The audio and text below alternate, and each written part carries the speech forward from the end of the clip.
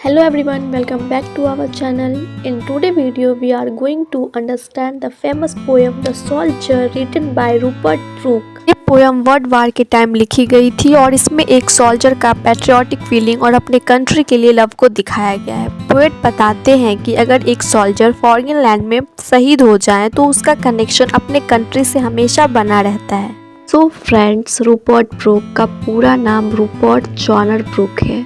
उनका बर्थ 3 अगस्त 1887 में हुई थी और उनका डेथ 23 अप्रैल 1915 में हुई थी। ये एक इंग्लिश पोएट के साथ एक सोल्जर भी थे। उनकी famous poem the soldier, the dead, the old vicarage etcetera शामिल है। वो अपने गुड लुक्स के वजह से भी काफ़ी फेमस थे।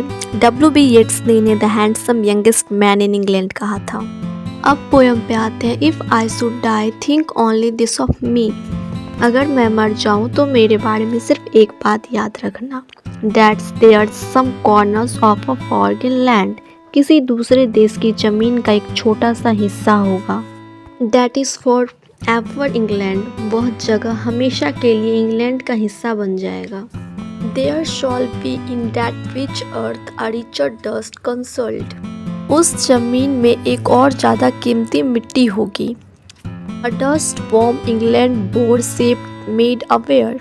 ये सोल्जर इंग्लैंड में पैदा हुआ, वहीं बड़ा हुआ और वहीं से उसकी सोच बनी। Gave once her flowers to love, her ways to roam। England ने उसे प्यार, खूबसूरती और जिंदगी की एक्सपीरियंस दिए।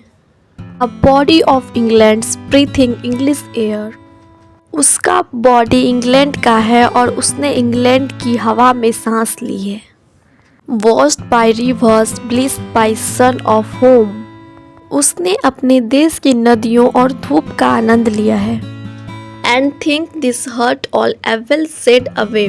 सोचो कि उस सोल्जर का दिल अब सारे बुरेपन से फ्री हो गया है। A pulse in the eternal mind no less. उसकी सॉल अब हमेशा के लिए शांति और हायर थिंकिंग का हिस्सा बन गया है। Gives somewhere PACS the thoughts by England given. Soldier जो कुछ भी इंग्लैंड से सीखा है अब वो सब कुछ वापस दुनिया को दे रहा है। Her sights and sound streams happy as her day. England की यादें, उसकी आवाज़, नज़ारे और कुछ सपने हमेशा उसके साथ रहेंगे। And laughter learnt of friends and gentleness। उसने दोस्तों से हंसी और प्यार सीख लिया। In heart at peace under an English heaven। अब उसका दिल शांति में है जैसे वो इंग्लैंड के आसमान से निकला हो। So this was the full explanation of the poem The Soldier।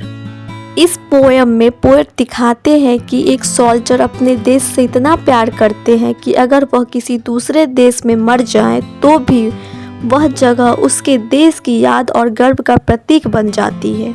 यही इस पोएम का मेन मैसेज है, पैट्रियोटिज्म और sacrifice. Thanks for watching. See you in the next video.